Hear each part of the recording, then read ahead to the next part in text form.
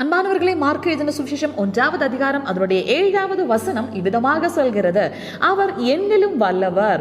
ஒருவர் எனக்கு பின் வருகிறார். அவருடைய பாதரட்சைகளின் வாரை குனிந்து அவிழ்ப்பதற்கு நான் பாத்திரவான் அல்ல.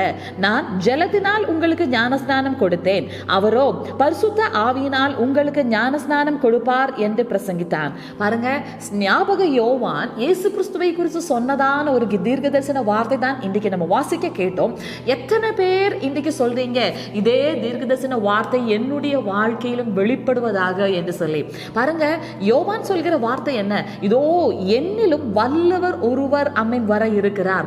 அன்பானவர்களே, இதுவரைக்கும் நீங்க கண்ட ஆவிக்குரிய அனுபவம் அல்ல, இனியும் உங்களுடைய வாழ்க்கையில மேன்மையான விசேஷ விதமான ஆவிக்குரிய அனுபவங்களை கர்த்தர் உங்களுடைய வாழ்க்கையில வைத்திருக்கிறார். பாருங்க, யோவான் சொல்வது என்ன? நான் உங்களுக்கு ஜலத்தினால் ஞானஸ்நானம் தந்தேன், ஆனால் இயேசு கிறிஸ்துவானவர் அவர் பரிசுத்த ஆவியினாலும் வல்லமையினாலும் உங்களுக்கு ஞானஸ்நானம் தருவார்.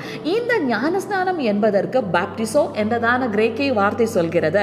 அப்படி என்று சொன்னால் மறுபடியும் மறுபடியும் மூழ்கி இருக்கிற அனுபவம், ஆமென், ஒன்றை மூழ்கெடுத்து வைக்கிறதான அனுபவம் என்று சொல்லி.